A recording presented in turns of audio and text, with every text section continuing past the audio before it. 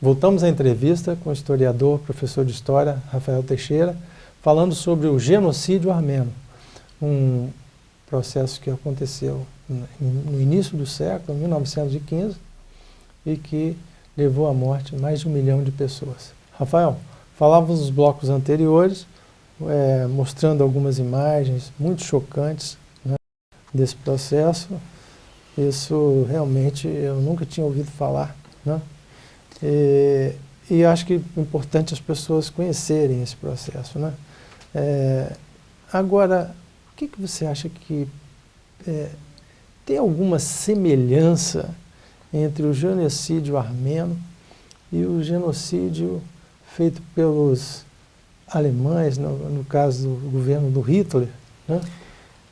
Como eu falei no início, né, aqueles que não se lembram do passado estão fadados a repeti-lo, né, infelizmente.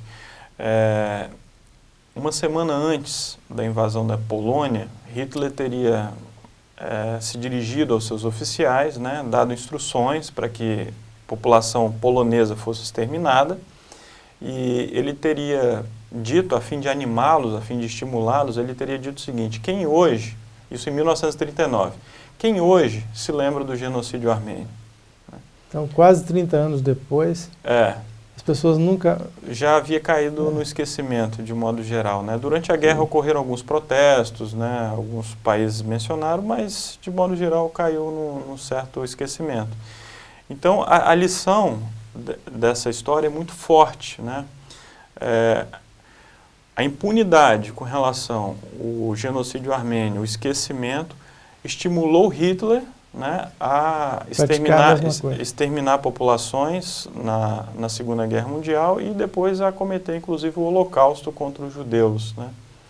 Então, é uma questão de direitos humanos, né? Nós não podemos nos esquecer, temos que nos lembrar dessas atrocidades, né, que foram cometidas no passado.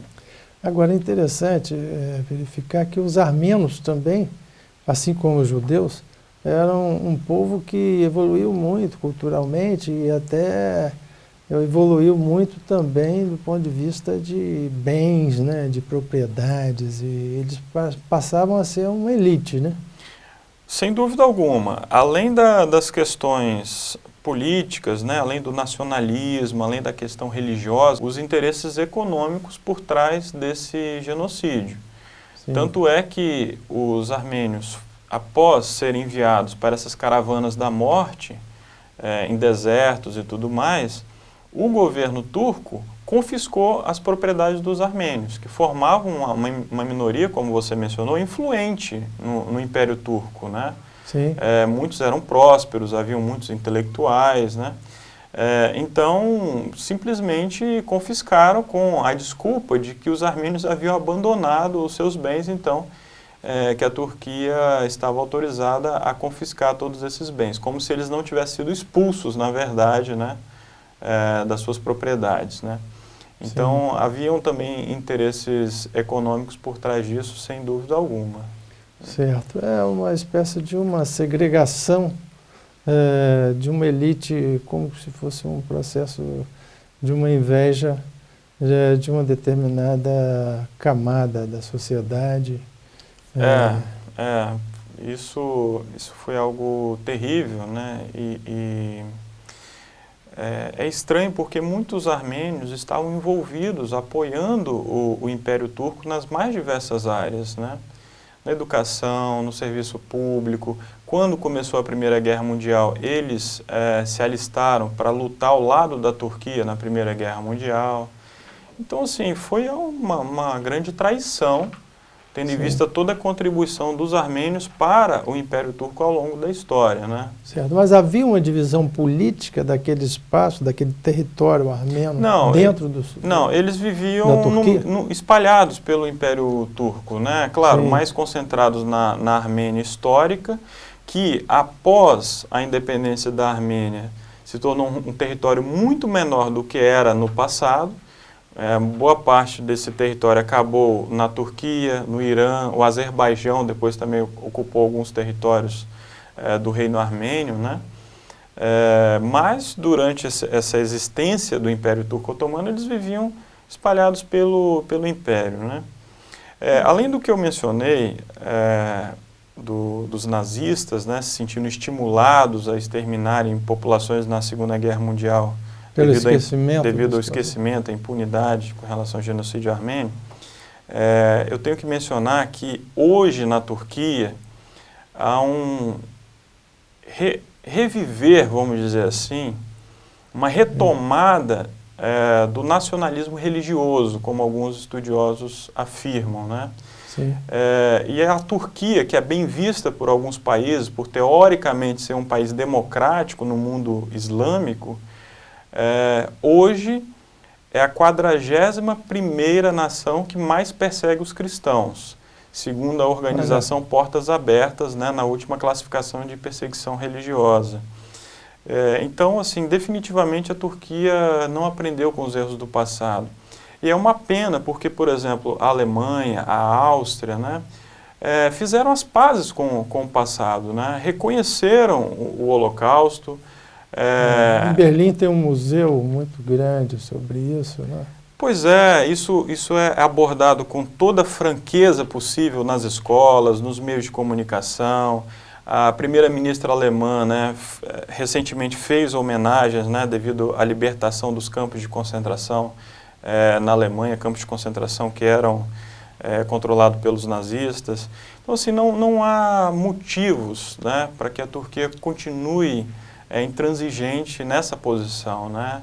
Deveria reconhecer, deveria haver a devida pressão internacional para que a Turquia reconhecesse esse genocídio, né? Sim, inclusive até o governo brasileiro, né? O governo brasileiro, que nos últimos anos tem estado muito atrapalhado na sua política externa, diga-se de passagem, né? Sim. Procurou se aliar ao Irã, do Mahmoud Ahmadinejad, né? Um indivíduo excêntrico, né? Que chegou a dizer que o Estado de Israel deveria ser varrido do mapa, né? Então, assim, o governo brasileiro ele tem se aproximado de ditaduras, né? E escondido, jogado, né, para debaixo do tapete atrocidades como essa, né, que os armênios sofreram, né? Então, assim, espera-se que os municípios, que os estados reconheçam o genocídio para que isso gere uma pressão sobre o governo brasileiro, né? Por nossa indicação, no mês passado, a Câmara Municipal de Vitória se pronunciou sobre o genocídio armênio. Os vereadores, né, fizeram 1 minuto de silêncio, né, em homenagem às vítimas. Então, assim, nós esperamos, né, que as autoridades, que a população, né, se mobilize e que pressione, né, faça a devida pressão para que o governo federal e, consequentemente, o governo turco reconheça esse genocídio. O Papa, até de uma maneira corajosa, levantou esse tema. Né? Exatamente. O Papa Francisco foi o primeiro Papa a se referir ao genocídio armênio publicamente usando o termo genocídio, né? Porque o Vaticano já reconhecia o genocídio armênio, mas o Papa Francisco foi o primeiro a usar o termo genocídio de forma muito corajosa, né? Enfim, então eu acho que nós vivemos no século XXI, né? Já passou da hora, né, de reconhecermos esse genocídio. Então cada um deve fazer a sua parte, né, para que esse genocídio seja lembrado e para que catástrofes, né, como essa não voltem a se repetir, né? É a nossa esperança. Ok, muito obrigado pela sua presença aqui, Rafael. Eu que agradeço. Esse tema acho que merece ser conhecido por todos nós. Muito obrigado.